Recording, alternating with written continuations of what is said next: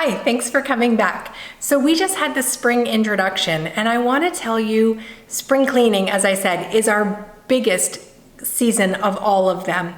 And so in that way, I wanted to organize you a little bit so that you know what's coming. Spring cleaning has two distinct sides. It has an internal spring cleaning component and an external spring cleaning component. And so when we break down the two different sides of spring cleaning, you start to understand what needs to happen. The very first thing we need to do is go internal, right? We need to know what is happening inside of us. Where do we begin cleaning out all of the winter debris for spring cleaning to happen? Because yes, we want summer, we want it yesterday, but we aren't going to get there if we don't know how to get there, if we don't know the path. And so on this slide, the ways that we understand spring cleaning to be are on the internal side. We have mindset work. We define success. We do some visualization and journaling.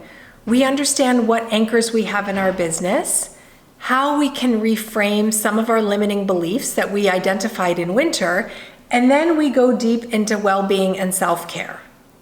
On the external side, we look at the CEO meeting, so things that are outside of our mind. Our CEO meeting, our A team, our back end, our C side, and boundaries.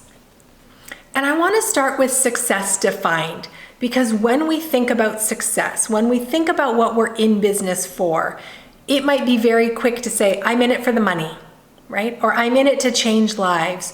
Or I'm in it to free up my time so I can stay home with my children. Or I'm in it because I can't stand working for big corporations. It's soul-sucking work. Everyone has a quick answer, but that's not enough, right? It's not enough just to say, I don't want this other thing, or I want to make a lot of money. We need to get crystal clear on what success means to us, because if we don't know what success is, we might be building the wrong kind of business, chasing the wrong kind of goals, sacrificing the wrong kinds of things to get the wrong kinds of results, and it is going to make us feel empty. So when we think about success, and when we think about how we define success, I want us to consider some of these things. If you say it's money, how much money means success, right? Because just saying money isn't enough. Is it $1 million, $10 million, $10,000? What is it so that you know when you get there, you have reached success? So you need to outline what is success for you. If it's money, how much money? Is it influence and power? Will you feel like you've made it when you are able to exert influence and power over other people?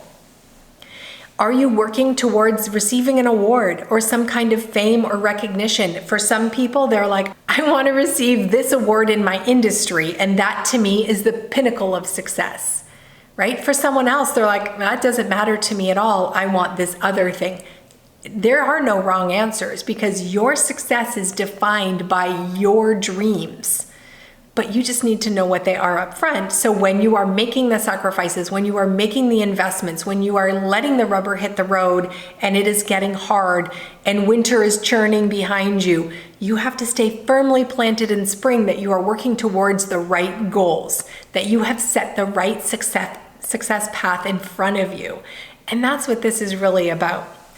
What if it's material abundance that defines your success? If it's a house or boats or cars or a big office? Maybe success to you is an experiential abundance, like vacations and recreation and outings with your friends and family. It could be a philanthropic abundance, where you have a set amount of money or a certain number of charities and nonprofits that you support and donate money to. Maybe it is generational abundance. So you can not only help your children, but your grandchildren. So what does that take in terms of generational wealth? How do you define success? Because until you know what you're working for, until you get a really strong, clear vision of where you want to go in your life, you might often feel empty and unfulfilled.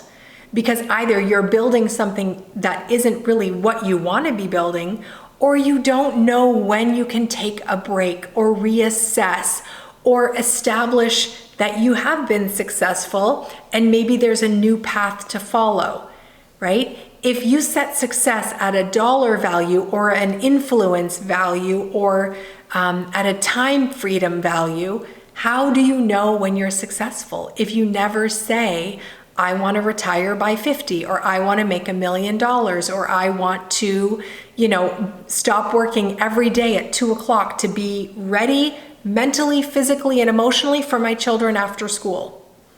If you don't define that, you aren't able to do that, right? So in this exercise, let's just spend a moment setting the stage. As we enter spring for the very first time, as we start to deconstruct internal and external spring cleaning strategies, where are we going in your business?